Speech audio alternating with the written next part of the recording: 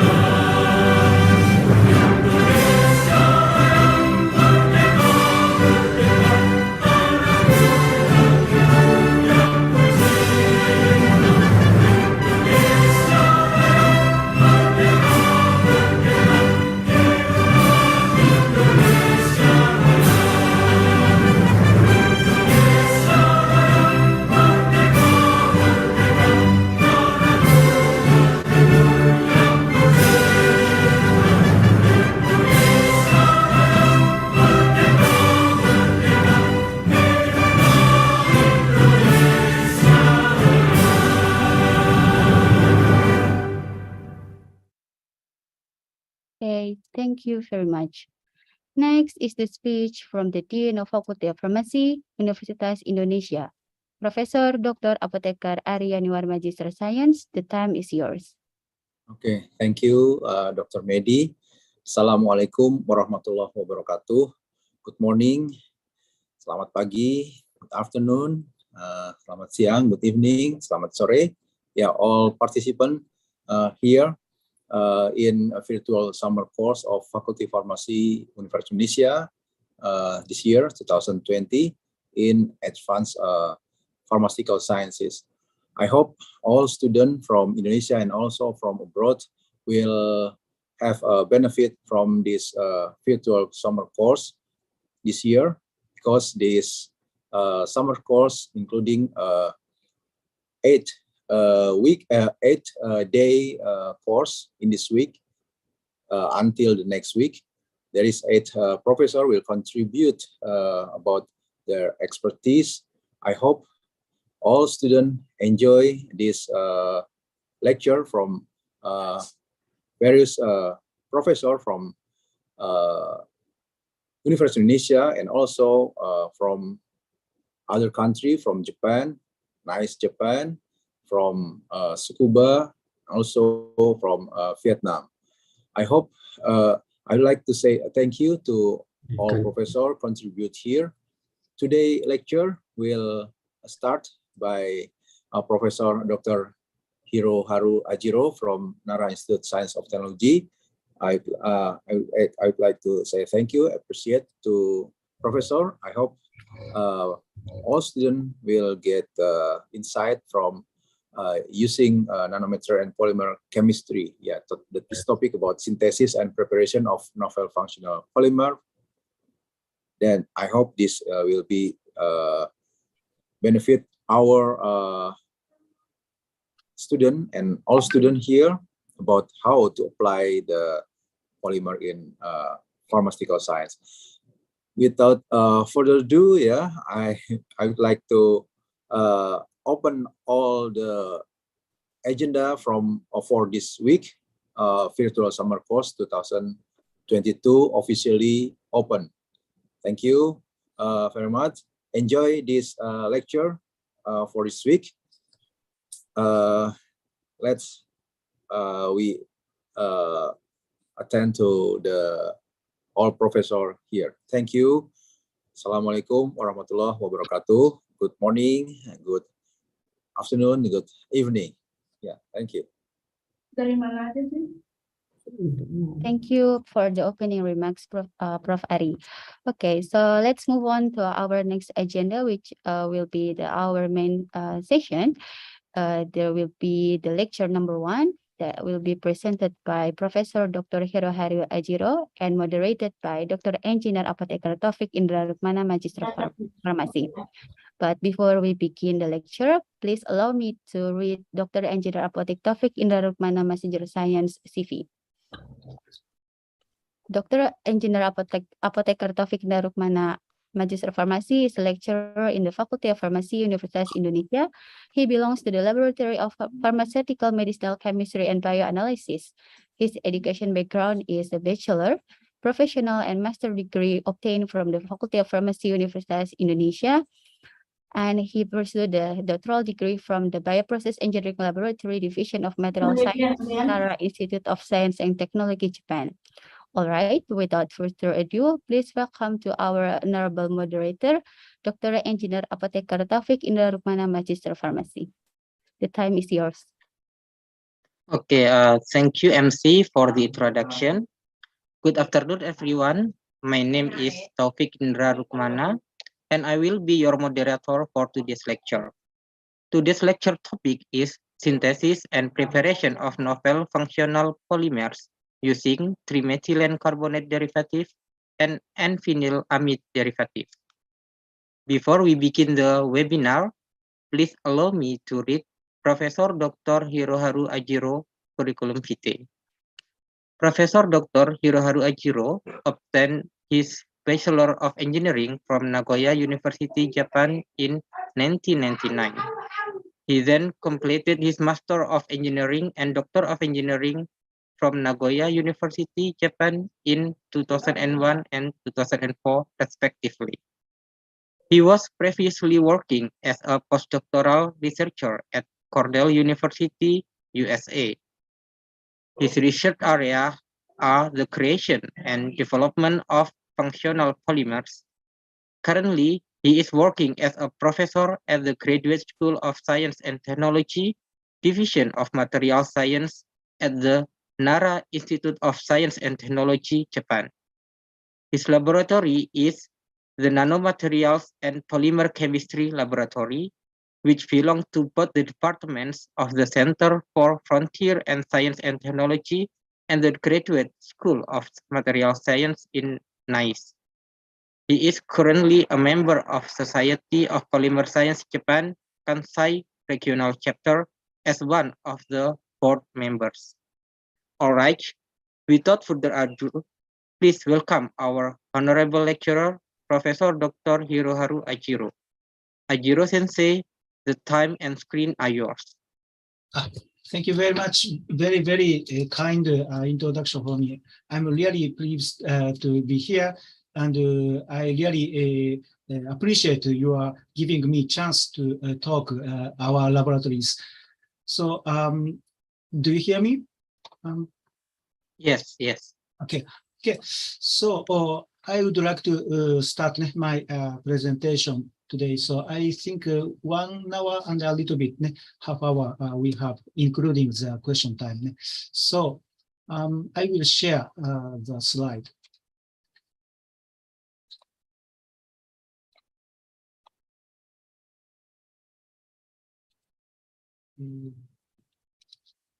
Okay.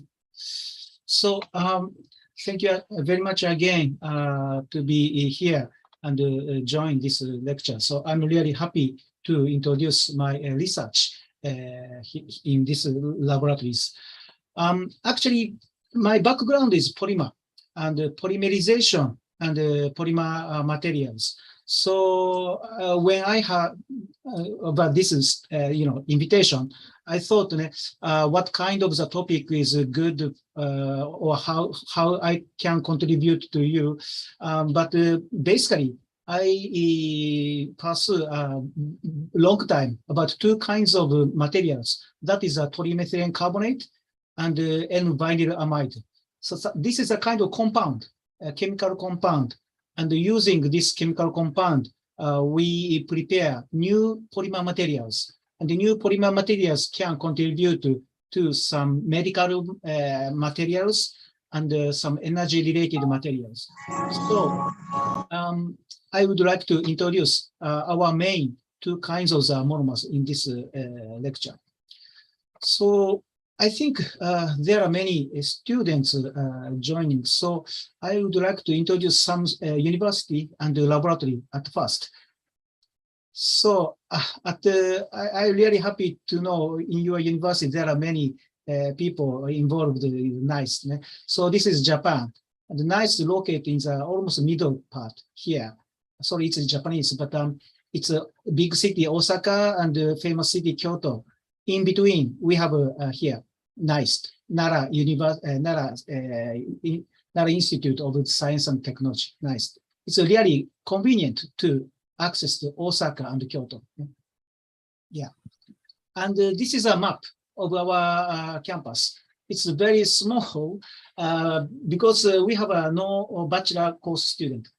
We start from the graduate student. So almost 3 kinds of department. That is green one is bio science department, and the blue one is materials science. I belong here. And the red one is information science. So 3 departments composed in this NICE university. Further, I belong to material science, and almost 100 students per master first course, and 2 grades, so possibly 300 students of the graduate student in the material science. So it's a small, but it's more compact, and it's really good to communicate each other. Well, so I would like to introduce a short movie of our laboratories. So this is a kind of introduction movie, laboratory movie. So please watch around 3 minutes.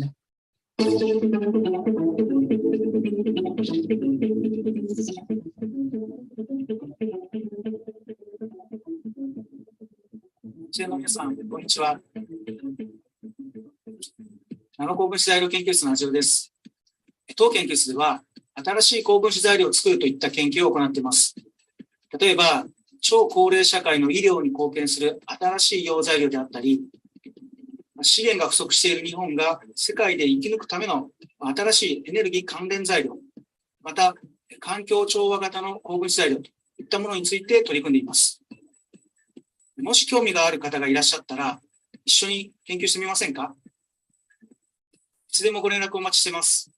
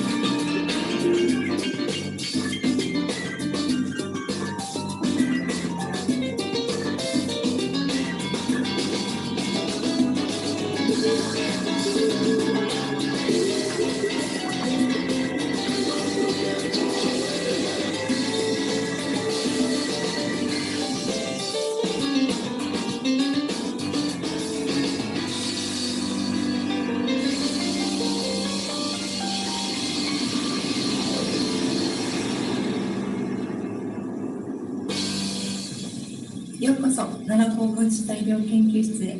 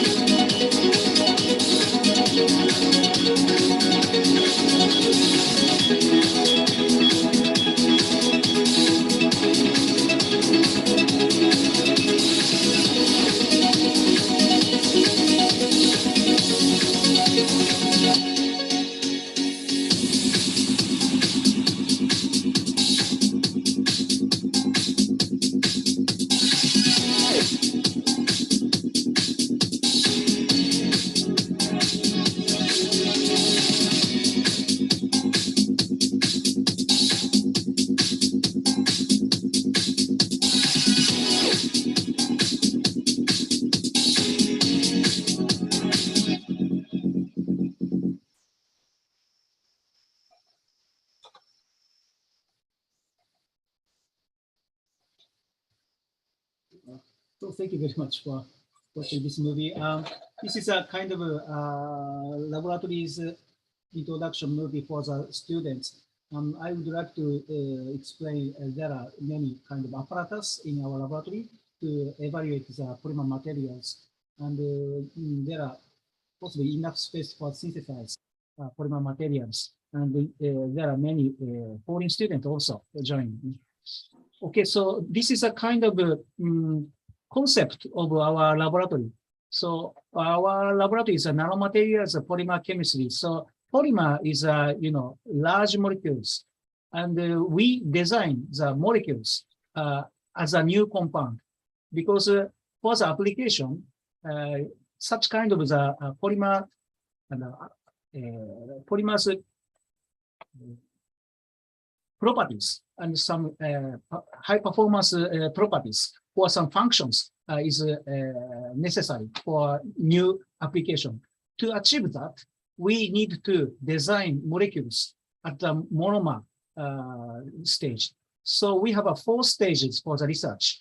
At first, molecular design as a new structure, as a new functions. That is low molecules.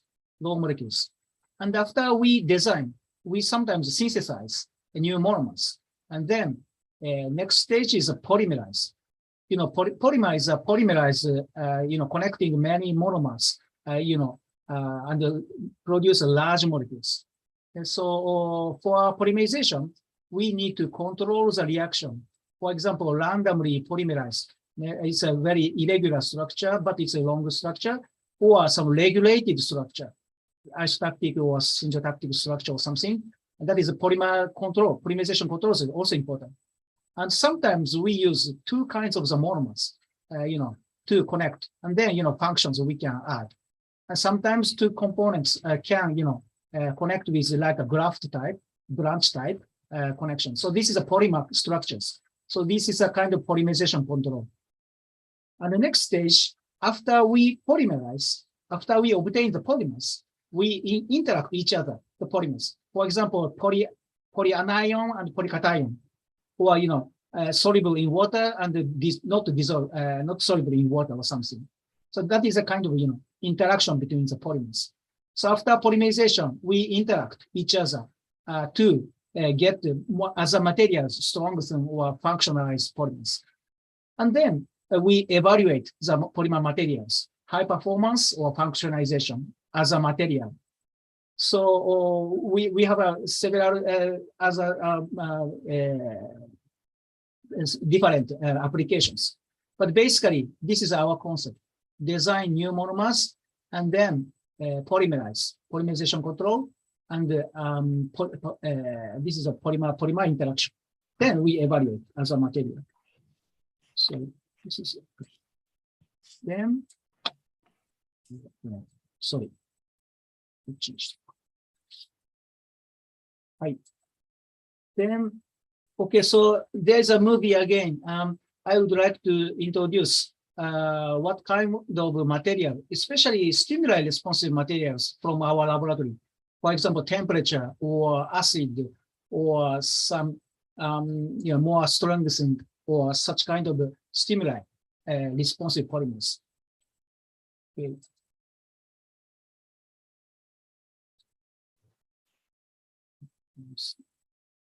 First one is pH responsive polymers. I showed the two slides. That is our particles suspended in solution. These two is a suspension in the solution. And once I add the acid here, right side, then it starts aggregation occurs. So this materials is acid stimulates, and then start to aggregates. So these polymers actually biodegradable polymers. So we can target at the acid circumstances to aggregate, and possibly some cancer targeted or some inflammatory targeted materials. So this material can, loaded, drug loaded, then we can deliver at the, target acid generated places. So this is a kind of movie for the Tyndall effect. So next slide is not pH. This is a thermoresponsive polymers. So it's a hot waters, then the polymer is not soluble in hot water, so it precipitate appears. But if once it is cooled down, that soluble again. So then it heat up. That is dissolve, not soluble again. So you can see the transparent and the white turbid materials. So this polymer material is temperature responsive polymers. So this is a movie for the gelated one. So once it is gelated, we can use as a material because it is have a shape. So it is cooled down, then this is hot, and then water repelled inside from the inside.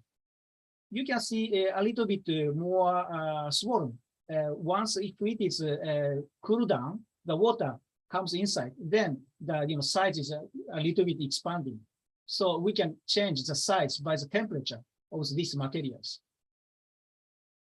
And this is also similar phenomenon. So once if it is heat up, and then surface is changed to the hydrophobic property. So if it is heat up, that surface is hydrophobic, and then water molecules are expelled. And this is a kind of stretchable materials. So now it's not so stretchable.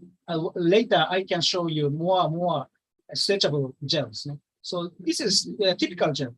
So 2 times or 200%, just stretching. This is a kind of liquid tube. Liquid can transport by the tube.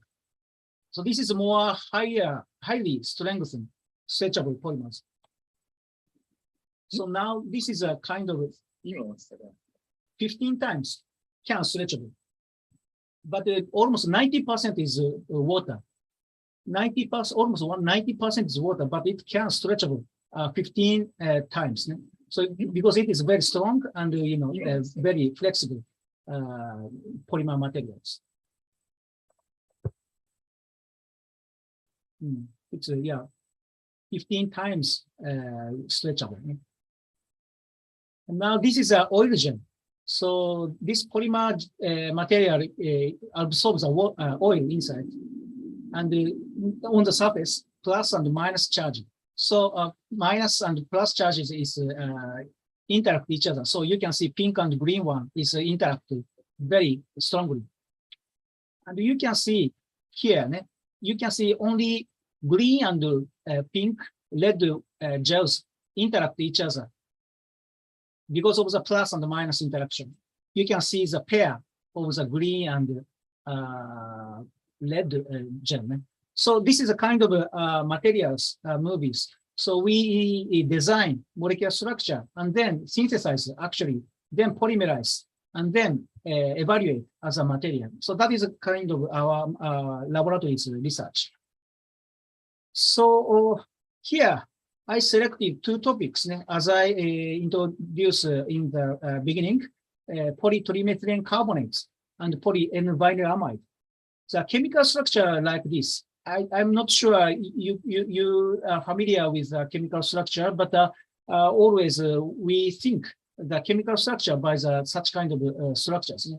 So trimethylene carbonate is a kind of 6-membered rings carbonate. Carbonate is a carbon oxide and then OO here. So this is called trimethylene carbonate.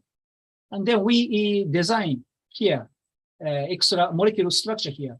In this case, thermoresponsive properties, oligoethylene glycol unit, connected chemical bond. So this polymer can give biodegradable plus thermoresponsive polymers. So, it's a functional degradable polymers we can obtain. So I would like to introduce why we design such kind of new materials at the first parts. And the second part, I would like to also introduce N-vinylamide monomers. N-vinylamide is this structure. So it's a double bond is directly connected by nitrogen atom, and then this nitrogen atom forms a amide group. But we can design freely R1 group and R2 group. These two parts we can freely change. Then after we design and after we synthesize these monomers, they polymerize and then use as a material. Do you know gas hydrate? Gas hydrate is a kind of energy-related material. But when we import the natural gas in the pipeline, the gas hydrate sometimes make big problem because it stop the fluency and then explode in the pipeline. So sometimes people want to dissolve the gas hydrate in the pipeline. So we use this N-vinylamide as a material. I mean, energy-related material. I would like to introduce N-vinylamide. Okay, so let's start for polytrimethylene carbonate as a medical material. So this is a data of the Japanese death case. It's data is a little bit old, but most of the Japanese people died because of the cancer. Yeah, this is a data. But the second biggest reason is a circular organ disease. Something like a heart valve is loosened, and then blood currency is go on the back, and sometimes it's not good.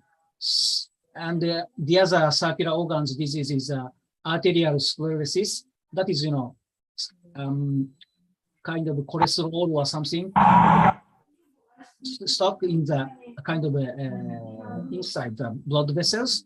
Then that stop the blood currency. So sometimes the stent was used to expand inside. So here I would like to want to say this is a valve. How to treat this one? That is if it is loose, the medical doctors more tightly close here using the kind of surrounding blood vessels. I have no idea how to do, but for this is a story from the medical doctors. But they are to close more small size, then the valve function can improve. So that is a kind of one of the shrinking is a medical treatment, and this one is expanding from inside. The blood vessels can expand from the inside. Then the blood currency can improve. So when you see two kinds of the circular organs disease, shrinkage or expanding, that is a good treatment for the circular organs. So that is why I try to change the size and the degradable polymers by the temperature. So temperature responsive materials inside the body, compared to the room temperature, the temperature change, and then size could be changed because of the temperature responsive materials. And then that materials can, if it is degradable inside the body, that is much better. So actually, there are many companies that start to do research, and I mean materials, stent materials. Possibly some of you know the Abbott Vascular or Japan or US. That is a kind of stent company, and then stent company start to study about the biodegradable polymer materials for the stent. So I also show movie from the Abbott Vascular Japan here, and then what is a bioabsorbable stent.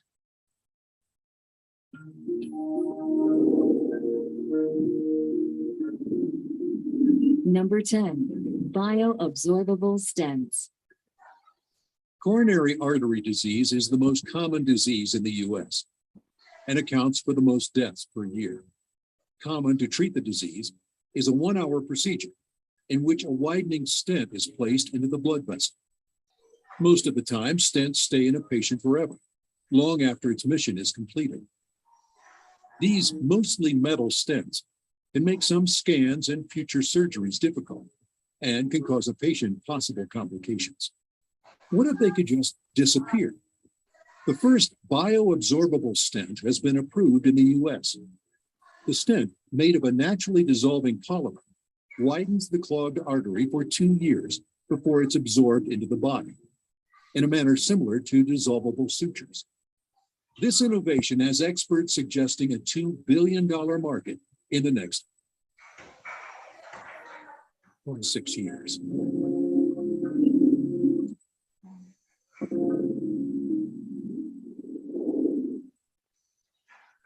Sorry, I just checked this out. Yeah, so this is a movie from the company about vascular US. And actually, yeah, that is medically approved to use degradable material, polymer material, instead of the metal material. Usually stent is using some balloon or some metal stent to expand the inside. But after curing about the disease, the material is better to disappear inside the body. So that is why polymer materials, degradable materials, are paid attention. So here is there are many kinds of the stent in the market. So BMS is bare metal stent. It's a metal stent. It's made by only metal. And drug-eluting stent, I think that is more pharmaceutical students interested in. There are some drug coated on some stent, and then the place of the inside the blood vessels can be treated by the drug. Basically, that is an anti-cancer drug because there are many cells increase rapidly and then stop the blood vessels currency again. So is some anti-cancer drug on the coated by the drug-eluting stent here. And if it is blood vessel is not so strong, I mean, no muscle cells around surrounding the blood vessels, sometimes only balloon, no need for the kind of metal, just balloon also good. And then this is also drug-eluting balloon. So on the surface of the balloon, there are some drugs inside. So then some inside the blood vessels was treated by these drugs. So this is a kind of the background. And then after I thinking some, this background, we suggest more functionalized polymer materials and for the, medical apparatus, because all of them, some bioabsorbable stent, most of all of them is polyester. Polyester possibly is, polyester is, after degradation, the organic acidic compound will generate. So I think some such kind of generated acid compound is bad for the inside the body. So I design molecularly not acid generating compound. So that is a trimethylene carbonate. So trimethylene carbonate I showed you before. So this chemical structure can polymerize. This is monomer, and the ring structure can open, and then make more larger molecular weight. We can use as a material when it is polymers. And the main difference between the polyester and after the degradation, the diol plus carbon dioxide generate, but no acidic organic compound generate. So that is a feature. I mean, good properties we think for the TMC. And after this report, there are many PTMC, trimethylene carbonate derivatives reported, but most of them using the kind of carboxylic acid for introduction of the functional group, like thermoresponsive or antibacterial properties. Here we think this carboxylic acid we want to avoid because there are no carboxylic acid in the polymer main chain. That is no acidic compound generate. So let's avoid again for the side group too when we introduce a functional group. So we select this synthetic route, use starting from the triol, and then, two hydroxyl group protected, and then functional group is introduced, and then they protected to hydroxyl group, and then carbonate formation. And this is quite a many steps, but we try to produce good materials. So this is a kind of studies and strategy. Molecular design is a backbone, is a PTMC, and then functional group. It is a thermoresponsive polymers. The aim is to change size, and then approach is direct connection, avoiding the SL group, because after the degradation, there are no acidic compound generated inside the body. So that is our molecular design. So this yellow part, chemical structure, that is our monomers. New monomers we designed and we synthesized. And then this, trimethylene group can open or polymerize. Then this blue part is biodegradable parts, and the red part, the side chain is thermoresponsive parts. So this is our design of the first topic. So I show some, synthetic route. So actually, it's really many steps to synthesize. 1, 2, 3, 4, 5, and then yield is not good at first. Now we improved more and more. But the first report in almost 10 years ago.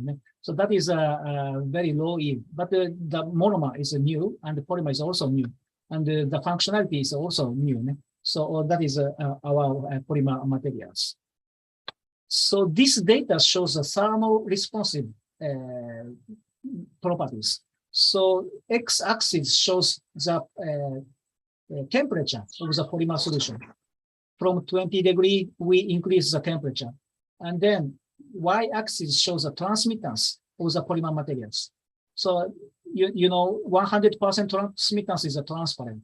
And then, 0% transmittance is turbid.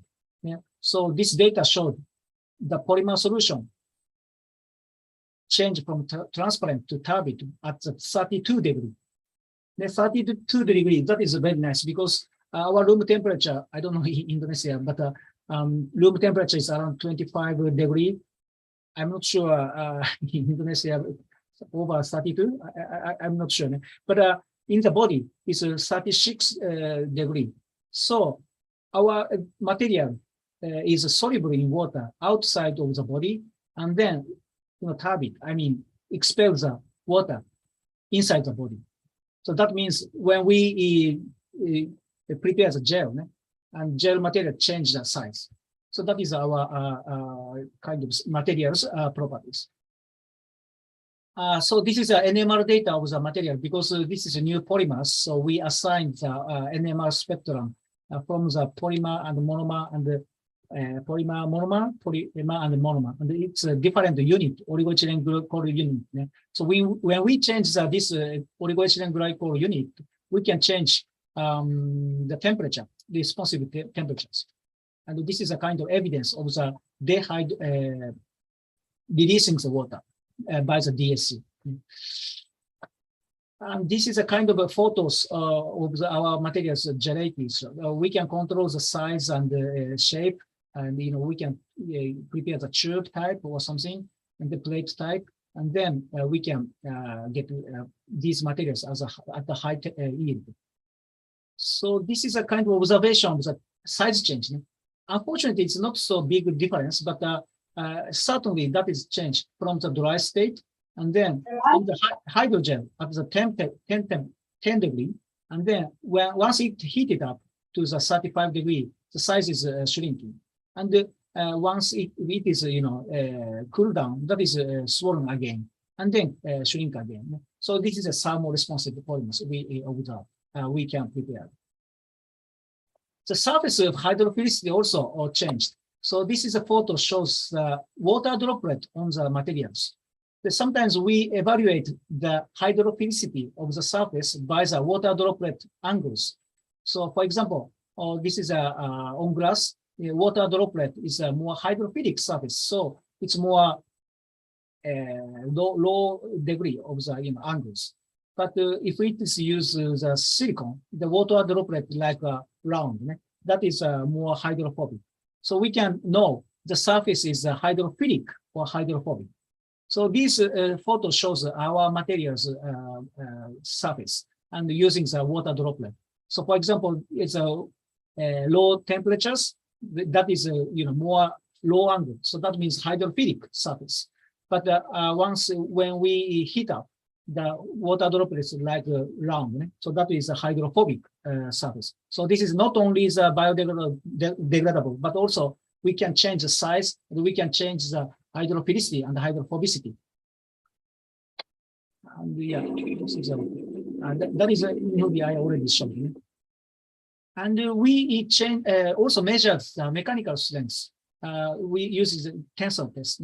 So unfortunately here it's not so big, strong mechanical strength. So it's almost 1/5 value for the commercially available polylactide stent.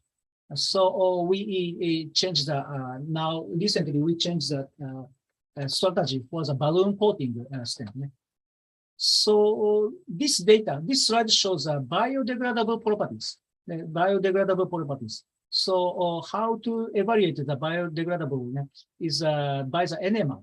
So here the blue one is the first polymers, first circumstance polymers. So peak A and peak B is observed. And then when this polymer dip into the lipase or alkaline condition, this peak, the peak A is decreased because that changed to the diode. So that could be shifted here. So we can judge how many percentage of the polymer is degradable, degraded by the NMR spectrum. For example, here B is 4 weeks by the alkaline condition. So alkaline condition, it's this polymer degradation occurred within the 4 weeks. But for in the lipase is a kind of enzyme. So in the lipase, this polymer 57% degraded after the 4 weeks, and 88% degraded after the 9 weeks. So depending on the condition, this polymer's degradation speed can change. And now this is a kind of interesting result for us because normally trimethylene carbonate without side chain, that is more like degradable by under the lipase condition, not alkali condition. But our polymers, C and D is our polymers. Our polymers is an opposite result. I mean, alkali condition accelerated the degradation, and the lipase condition is not degradable. So that is a side chains. These molecules side chains effect on the degradability. So this is a kind of material hydrogel compositions changing by the lipase condition and the alkali condition. And the lipase condition is almost stable at the hydrogel state.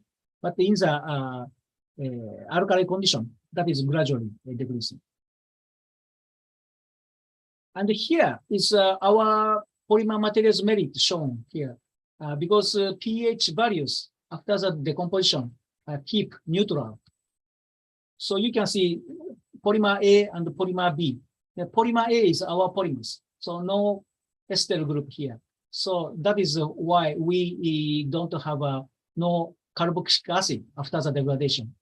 But most other researchers, there are many researchers using the ester type here because it's really facile synthesis by the esterification. But after the degradation, the acidic compound generate after the degradation. So we compare the pH after the degradation.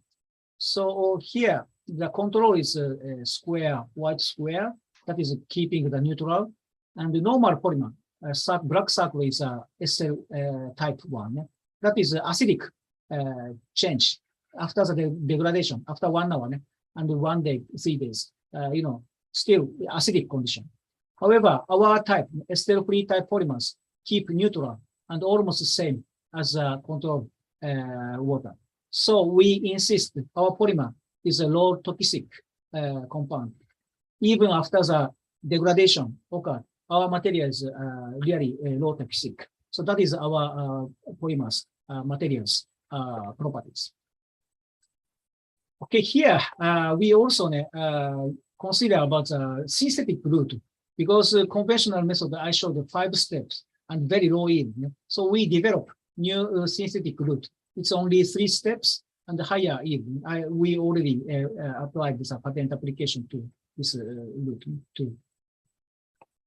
Okay, so this is yeah. Okay, let's go back. And then here there are many ester-free types monomers we designed. Benzyl group, cyclohexyl group, fluorine group, and the 2 fluorine groups here, or naphthyl group, diphenyl group, or two types benzyl group, or something like this. So then we compared each of polymers in the thermal properties. I mean melting point, thermal degradation temperature too. So as a material,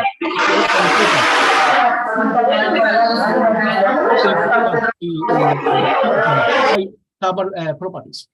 So we try to increase the thermal good properties by the side chains.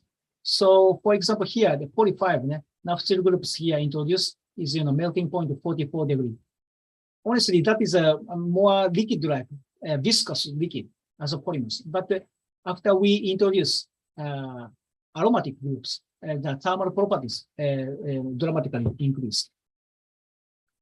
And this is, ring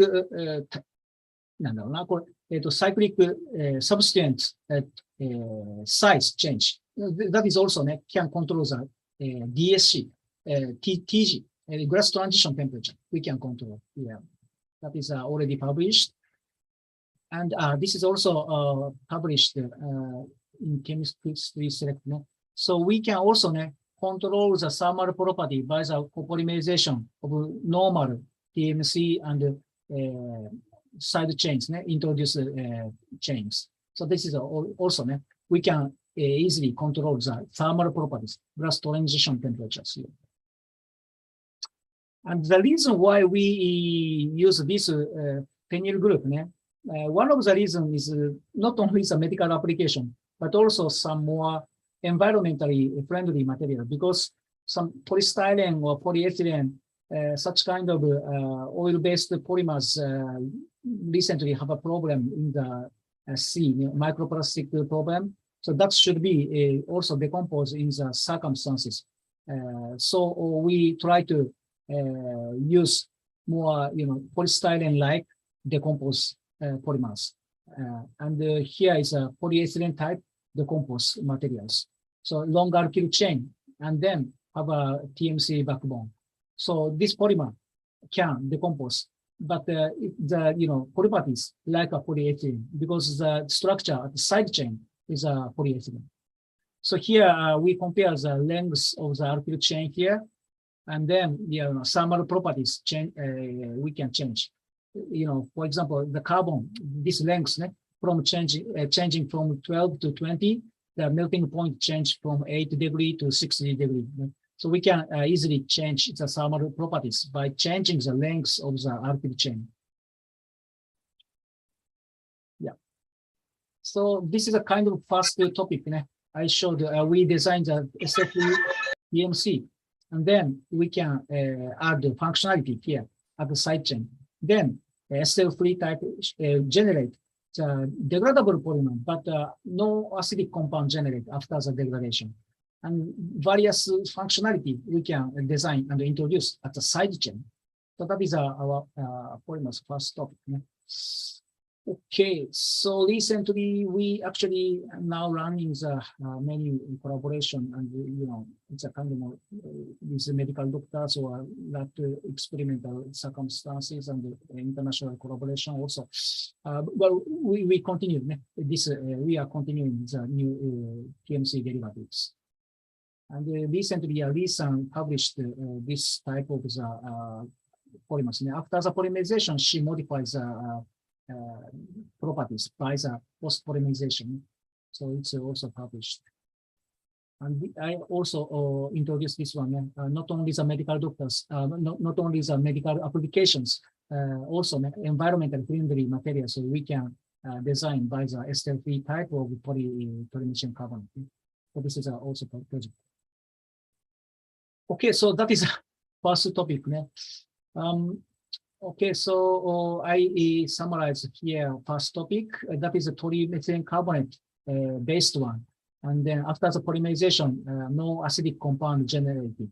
And then we can add the functionality by the side chain. I showed not only the oxidation glycol for the side changing, but we also can change thermal properties by the alkyl chain or aromatic group at the side chain. So that is the first topic. Okay, so I would like to introduce you one more our monomers. That is a that is an N-vinylamide. Double bond is directly connected with nitrogen atom. That is amide. So here is background. Do you know? Do you have you ever seen this picture? It's famous picture. This is a gas hydrate inside the pipeline of the natural gas. You know, oil, ethylene or propylene or such kind of gas, natural gas, frozen with water, co-crystallized at the high pressure and low temperatures. So some researchers use this as an energy material, but you can see this material in the pipeline, that is trouble because there are no natural gas go through, then it could be explored. So I have actually in collaboration with Norway's famous researcher, Professor Malcolm Kelland, for almost 10 years. And Norway, it's more cold country. I mean, and then it could be more high risk to generate kind of energy gas hydrate. So, but there are many, England and Norway have a pipeline bottom of the sea, and there are many oil fields in the sea, on the sea. So we need to prevent such kind of generation. So here is also one of the documentary about a gas hydrate accident. Possibly it's a very famous one, so possibly you know this event. Please watch around 3 minutes. July 6, 1988, 120 miles northeast of Scotland, the Piper Alpha oil rig. At 14,000 tons and 2.5 times the height of the Statue of Liberty, it is one of the largest rigs in the world. Piper Alpha was the world's most successful oil rig. What that means was that in a single day, Piper Alpha produced more barrels of oil than any other oil rig or oil platform in the world. A crew of 226 rotate shifts to keep the oil and gas flowing. Jeff Bolland is the chief control room operator that evening. At 9:45 p.m., Jeff suddenly hears an alarm, indicating a problem with one of the rig's condensate pumps. And condensate injection pumps trip more than any of the equipment. No panic. We knew we needed to get it back on because it was going to start affecting production. That evening, pump A is offline for maintenance, leaving just pump B working. The same pump that's now been shut down by the alarmed trip system. The condensate pumps were an integral part of the production facility. We couldn't have them both offline for any great length of time without shutting down everything. To avoid a full shutdown, the decision is made to halt maintenance on pump A and bring it back online. But nobody knows that pump A has a fatal flaw. During maintenance, its safety valve has been removed, meaning that there is nothing to stop thousands of cubic feet of gas escaping into the atmosphere. The faulty pump is switched back on. Then at 9:55 p.m., disaster. A spark suddenly ignites the escaping gas, and an explosion rips through the rig.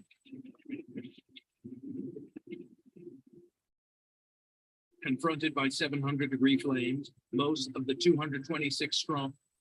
So the time is not so much, so I just a couple of minutes. But that movie shows the documentary of the oil field on the sea, offshore oil field. So you can see the oil or natural gas that comes from the bottom of the sea, and then this kind of 10 kilometer or 40 kilometer, there are long pipeline, and then after the coming up to the sea, that is suddenly cool down, and then high pressure. So that can be largely to the forms of gas hydrate. So this is a kind of phases diagram of the temperature and the pressure of the mix of the water and the gas hydrated region here. So normally it's separate, gas and water separate. But after the high pressure and the cold state, that could be generates gas hydrated crystals. So then that can stop the pipeline inside. Then such kind of accident can generate. So the problem is a generation of the gas hydrate inside the pipeline. So many researchers want to dissolve inside the pipeline the gas hydrate. How do you think to dissolve this one?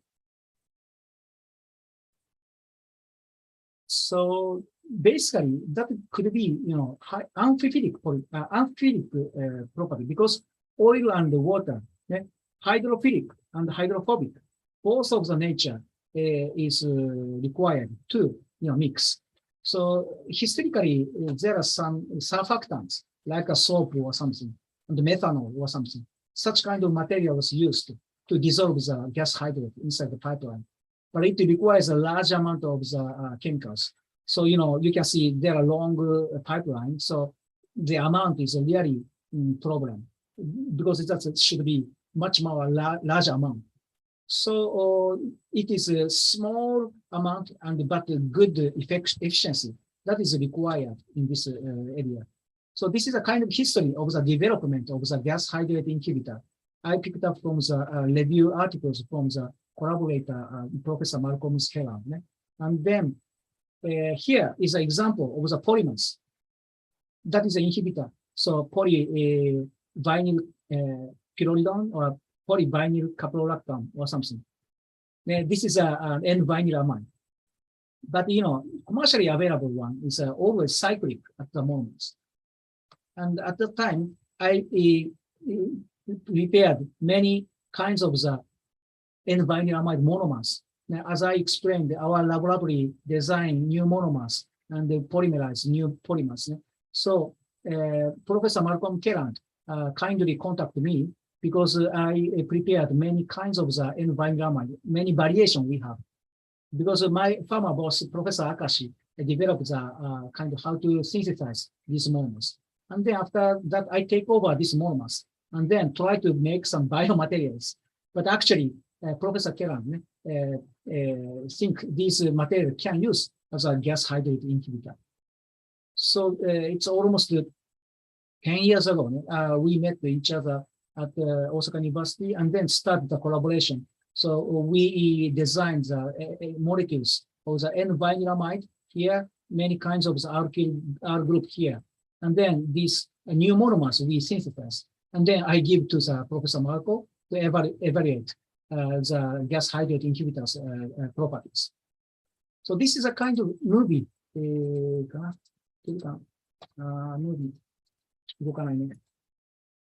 Sorry, it doesn't work, but it is a movie. I visited the Norway laboratory, and then he showed how to evaluate the gas hydrate inhibitor. So this is a kind of small cell in the ion. So then we can put our polymer material and the water and the natural gas. Then we change the temperature and we measure the pressure. Then once gas hydrate generate, this closed system, the pressure suddenly down. So we can notice the gas hydrator was formed. Okay. Here, let's move. So this is a cell. Yeah.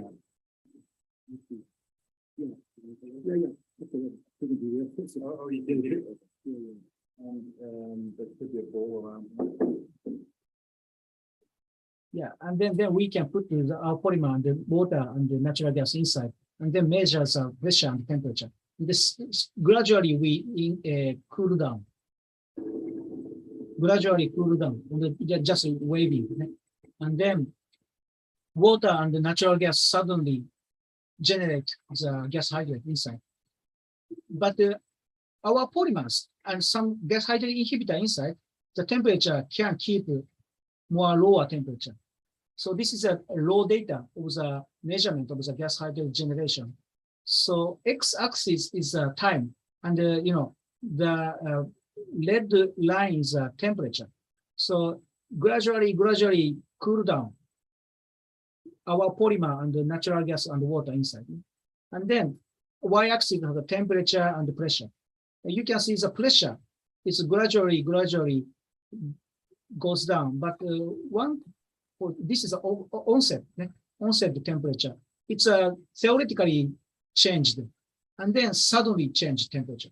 So most activated, this is the most rapidly gas hydrate inside. Crystal is generated inside that temperature. So we monitor the T0, TO, and TA. These two temperature value is a character for this polymers. If our polymer is better performance, this temperature is much more lower, because we can cool down without crystallizing the gas hydrate. So our polymer actually, okay, I show you more like we have several polymers, and then best one I showed you. So this is our polymers best one. So we designed many kinds of the molecules of the monomer, N-vinylamide. This is a propyl group, and this is isopropyl group, and this is a copolymerization of the NVF, hydrogen, and the hydrogen and the N-butyl group. So best performance here, that is 4.7 degrees. So very low temperature it can keep. This is a data of the control. If there are no polymers, without polymers, the crystallization starts 16 degrees. So higher temperature starts to crystallize. However, our polymers can keep solution at 4.7 degrees. And as a control, Rupicap 35W is a commercialized inhibitor. That is a 7.1. So of course we use some kind of synergist, but it's a more good, better value than the commercialized one. So our polymers can optimize the kind of gas hydrate inhibiting, preventing crystallizations properties. So you can see, if you can see the hydrophilic and hydrophobic structure, this amide group is hydrophilic, and this long alkyl chain is hydrophobic. So this is a hydrophobic, can interact with the gas, and water can interact with the hydrophilic mode. So such kind of combination is important.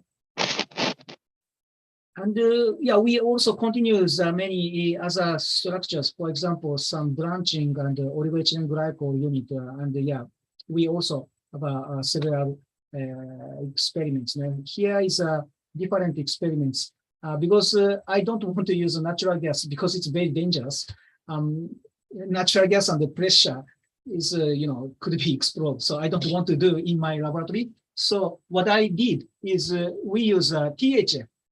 THF is a kind of organic solvent, and it's a kind of a model of the gas, natural gas. So we use water and THF, tetrahydrofuran, as a model compound of the natural gas, then crystallize. So these pictures shows co-crystallization of the water and the THF. And then we can see compare the size of the crystals by the polymer addition or not. Ủa? So this one, it's many kinds of the polymers. Ai cũng cứ đi vậy ơi. Có Hồng mới gọi điện thoại về. Có Hồng nó để tuần sau vậy dạy bù đi. Nói là dạ. Nhà con chị này bảo là có độ rồi, chắc đi đâu rồi. Mẹ mới không kêu con á. I'm sorry. Please, the participant mute. Okay, thank you. Okay. I'm sorry, Okay. Jiro Sensei. No problem. No problem.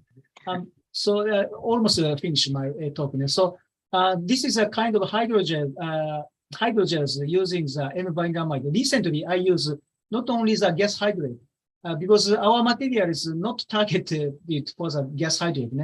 We use N-vinylamide as a monomer, and then we use many materials. So now, current our laboratory's result is highly stretchable polymers.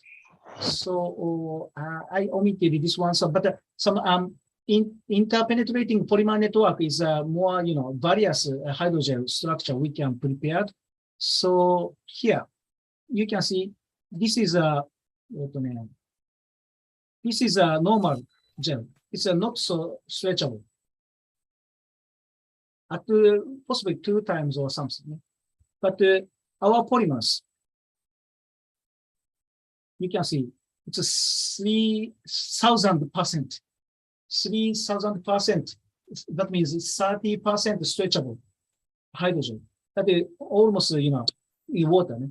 So like a lava, we obtain. So the trick is a kind of a hydrophobic domain inside the hydrogen.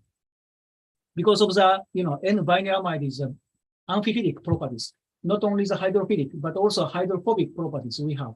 So very small domain in the hydrophobic moiety inside the hydrogel that can, stretchable properties we obtain.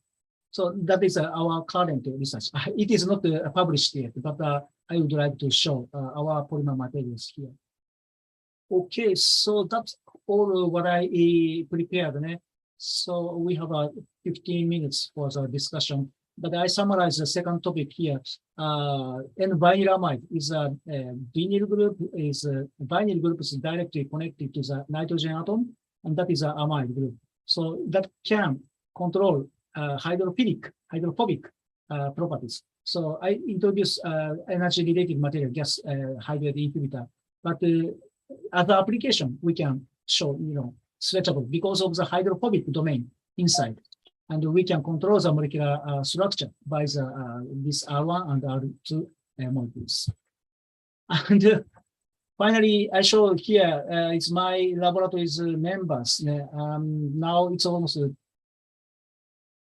27 or 28 people. This is me and associate professor Ando Sensei and assistant professor Yoshida Sensei and assistant professor Narin Sensei. Narin Sensei comes from Thailand. And there are many foreign members. Nag-san from India, Lee-san from Malaysia, Alexis from France, An-san from Thailand. And Ayun-san, possibly you know Ayun-san. Ayun-san, are you listening? I'm not sure.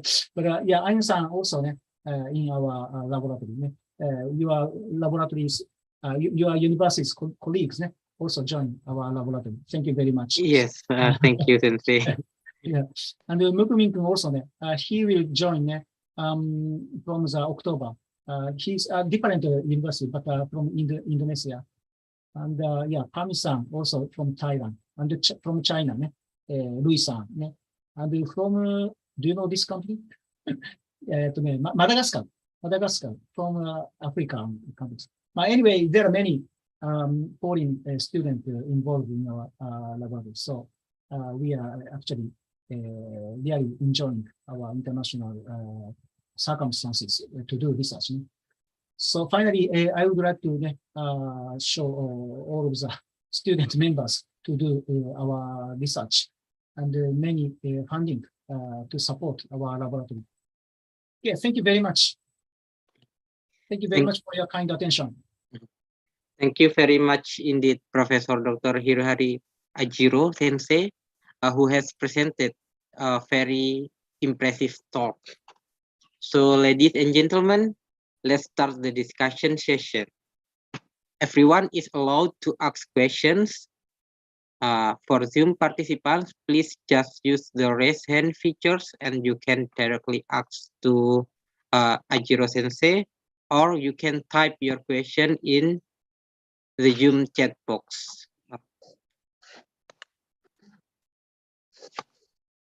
Okay, the participant is allowed to ask the questions. Okay. While waiting for the participants, I would like to confirm about the poly-3-methylene carbonates polymer. Yes. You stated that the polymer is ester free. Yes. Yes. So it will be less toxic in the body. Yes. Yes. Yes. So if it is ester free, what kind of degradation happen in the body for your polymer? Thank you very much your question. It's a really important point, and I really recently currently focus on the degradation behaviors. And trimethylene carbonate backbone itself is known as a degradable by the lipase. Lipase is an enzyme.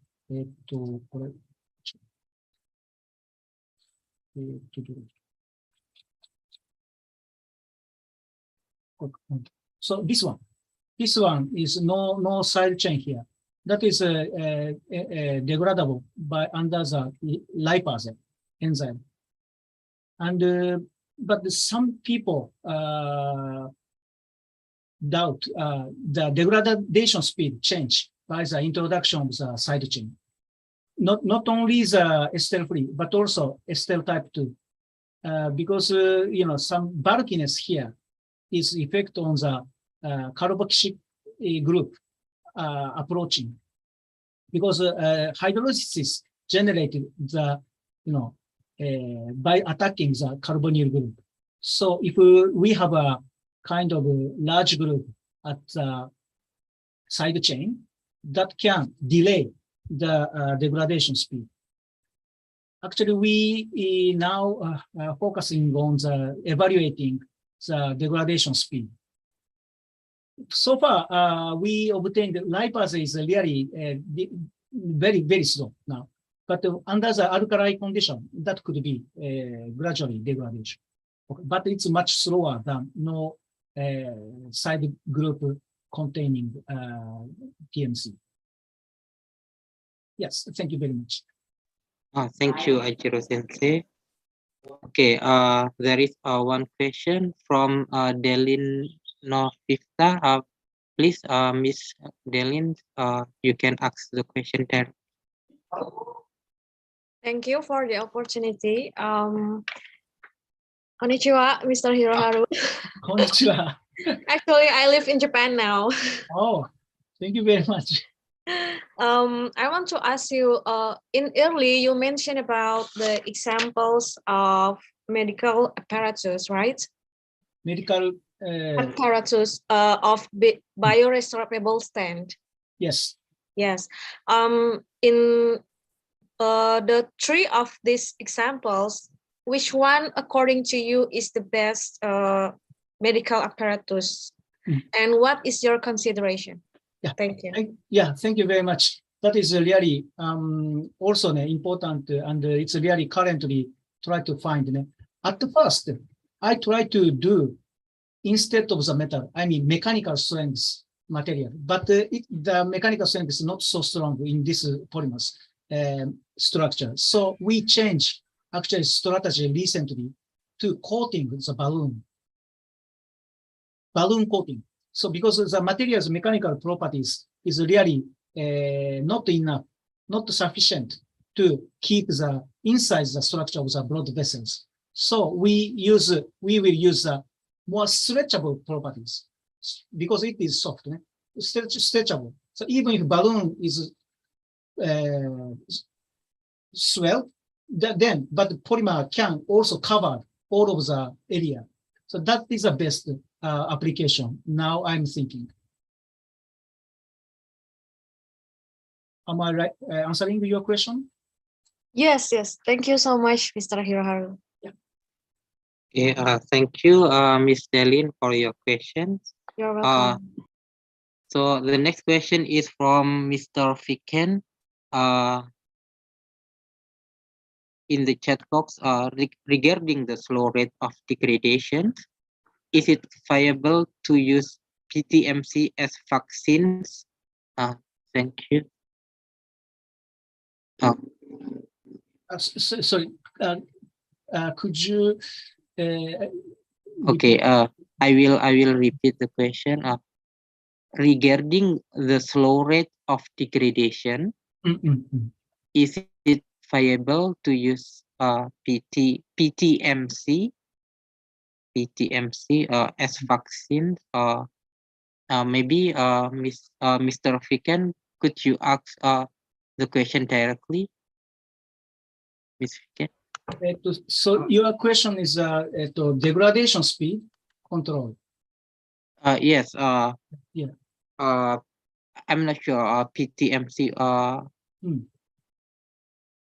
You are reading some.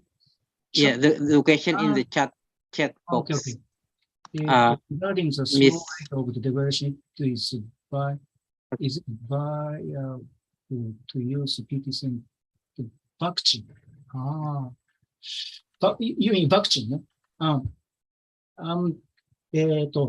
Yeah, thank you very much. Your question. Vaccine is it's a very interesting application. But here in the catheter application, we usually use anti-cancer medicine because this blood vessels, such kind of bad place, suddenly increase cells and then stop the blood currency again. So to prevent the blood currency, they use a cancer. For example, paclitaxel or sirolimus or something like that. Possibly doxorubicin too. These possibly you know the more familiar with the drug name. That is anti-cancer materials. Anti-cancer drug we use sometimes. But it's really nice to your idea, because our material is a degradation material, so not necessary for the anti-cancer effect. So yeah, you are right. We can use as a kind of a drug releasing for our vaccine in the future, possibly. Yeah, that is a really nice approach. Hi. Thank you very much. Okay, thank you, Ajiro Sensei. Okay, are there any questions from the participants? Okay, so I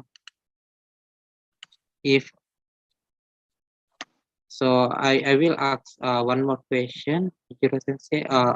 So the degradation of the biodegradable materials, polymer is under evaluation right now. So could you give a glimpse or how long it should be degrade in the body? Yeah, thank you very much. That is also very nice and very difficult to do experiments here because the medical doctor says 2 years or possibly 3 months to continuously release drug. So, we have, 2 years students, so it's really difficult to do, get data. So instead, we sometimes use more accelerated degradation experiments. So sometimes we take data within 1 week or few days, a very small amount of the polymers, then degradation measures. Then we calculate and image our materials when we use much more amount. That could be 2 years or 3 months. But the medical doctors are required 2 years or 3 months or something like that span. Thank you, Ajiro Sensei. So it is Very much. promising for future application in the medicine or pharmaceutical. Yeah. Pharmaceutical Mm. collaboration possible. Yeah. Okay. Are there any question from the participants? Please raise your hand or chat the question in the chat box.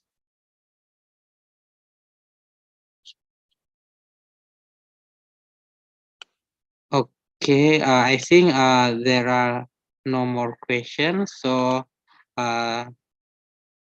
many thanks to Professor Dr. Hiroharu Ajiro Sensei for the excellent and insightful presentation and discussion. Thank you very much, and I will return it to the MC. Thank you very much. Thank you very much.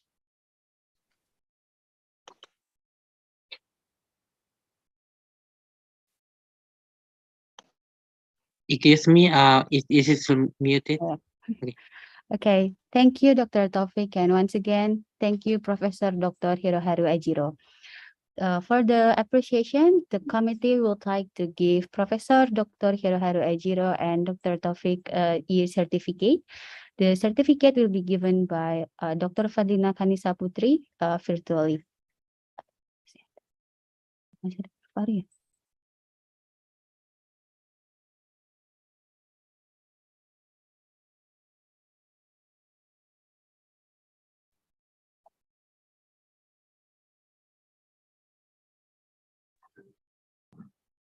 Yeah, thank you very much, Prof. Ajiro, for your sharing.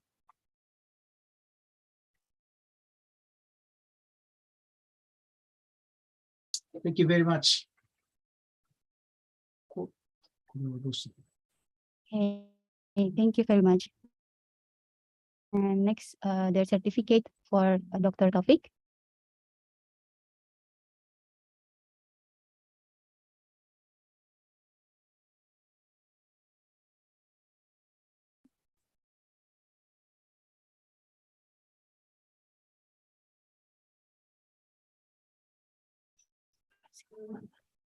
Okay, thank you, Dr. Taufik Indra Rukmana.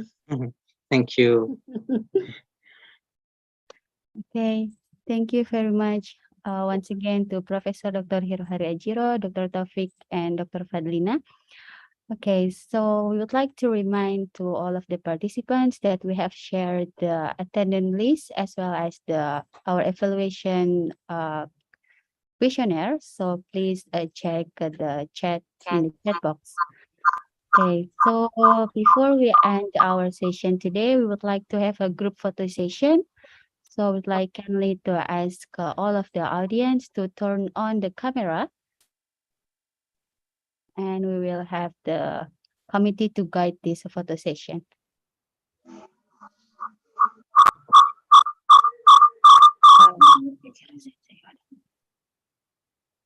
Ajiro Sensei, Ajiro Sensei. with us. Okay. Okay, thank you so much. Okay, so I'll give it to the one of the documentation committee. Okay, I will take a picture for the documentation.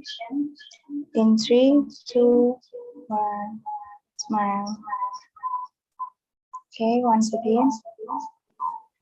3, 2, 1, smile.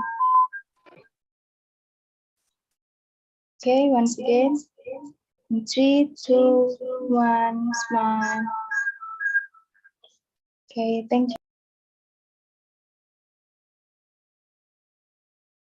Okay, thank you for guiding this photo session. Okay, so we are about to end today's lecture, but we would like to remind about the tomorrow's agenda will be the second day and lecture number 2, which will be presented by Professor Dr. Masafumi Muratani from University of Tsukuba, Japan. And tomorrow's session will be moderated by one of our lecturer, Donna Mareta Risanti, Master of Science, PhD Apotheker. The lecture will start tomorrow at 2 p.m. Jakarta time. and the Zoom will open 30 minutes before the lecture start. So finally, we come to the end of this event. So thank you so much for all of the active participants, and may all of us get the value and the benefits from this lecture. Thank you very much for your kind attention and participation in this summer course. I'm Medi signing off and see you tomorrow. Wassalamualaikum warahmatullahi wabarakatuh. Thank you, Ajiro Sensei. Thank you, Ajiro Sensei. Thank you, everyone. Much. Thank you. you. Bye. Thank you all students.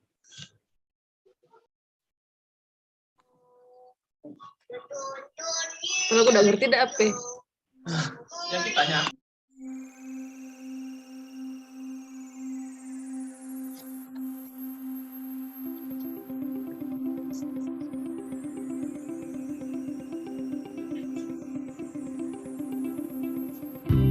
Menghadapi berbagai rintangan, jangan kau berlari.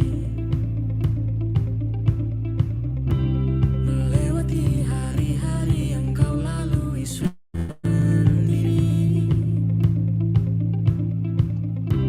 Masalahmu takkan padamkan semangatmu. Bangkit berdiri, kejar arti yang kau tuju. Capaianmu bukti dari perjalananmu. Mengarungi alur hidup yang tak menentu. Bersama tunjukkan mahakarya, mengemban nama putra putri bangsa. Gelora semangat Nusantara di Universitas Indonesia. Maju bersama kampus merdeka di Universitas Indonesia. UI bangun masa depan bangsa. Indonesia jaya. Kita tuntut ilmu dan berkarya di Universitas Indonesia. Bangun semangat baru di Universitas Indonesia. Maju bersama kampus merdeka di Universitas Indonesia. UI bangun masa depan bangsa. Indonesia jaya. Kita tuntut ilmu dan berkarya di Universitas Indonesia. Bangun semangat baru di Universitas Indonesia. Bersama tunjukkan mahakarya, mengemban nama putra putri bangsa. Gelora semangat Nusantara di Universitas Indonesia. Bersama tunjukkan mahakarya, mengemban nama putra putri bangsa. Gelora semangat Nusantara di Universitas Indonesia. Bersama tunjukkan mahakarya, mengemban nama putra putri bangsa. Gelora semangat Nusantara di Universitas Indonesia.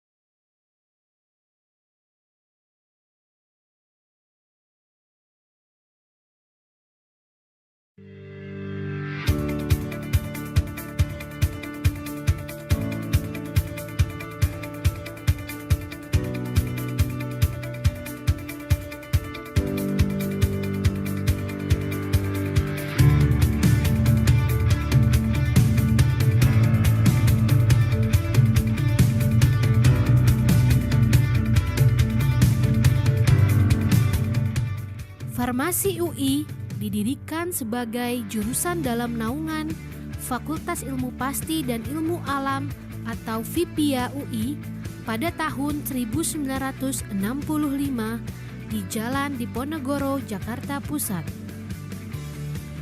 Farmasi UI berpindah lokasi ke Salemba pada tahun 1968. Pada tahun 1982, FFUI UI berubah nama menjadi Fakultas Matematika dan Ilmu Pengetahuan Alam atau yang dikenal dengan FMIPA. Pada tahun 1986, Farmasi UI berpindah ke kampus UI Depok. Pada tahun 2005, jurusan Farmasi UI menjadi Departemen Farmasi FMIPA UI. Pada tahun 2011, Departemen Farmasi FMIPA UI menjadi Fakultas Farmasi Universitas Indonesia. Dan pada tanggal 29 November ditetapkan sebagai Hari Dies Natalis Fakultas Farmasi Universitas Indonesia.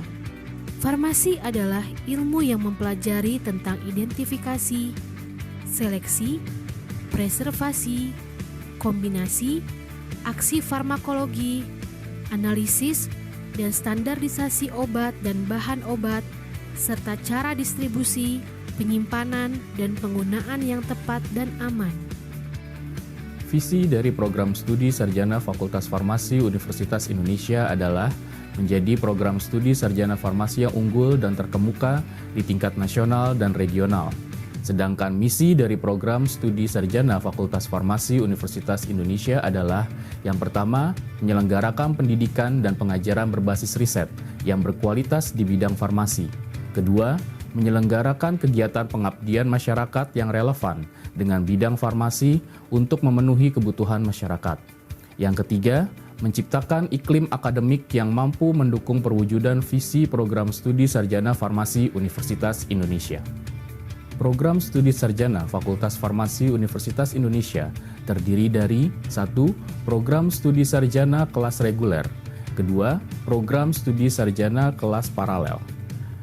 Ada berbagai jenis fasilitas laboratorium yang terdapat pada Prodi Sarjana Fakultas Farmasi Universitas Indonesia yang terdiri dari Laboratorium Farmasetika Steril, Laboratorium Mikrobiologi dan Bioteknologi Farmasi, Laboratorium Farmakologi Toksikologi, Laboratorium Kimia Farmasi, Medisinal dan Bioanalisis, Laboratorium Komputasi Medik, Laboratorium Pengembangan Obat, dan Animal House.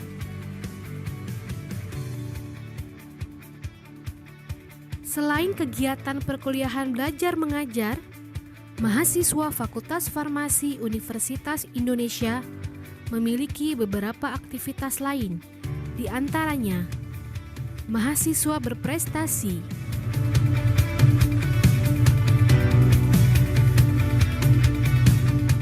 kegiatan seni dan olahraga,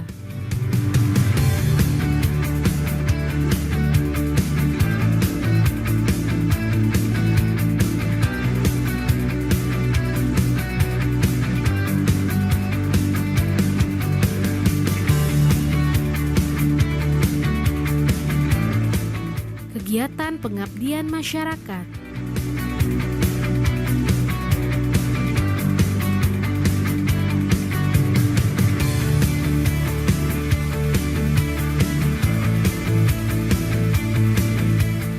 dan lomba kefarmasian.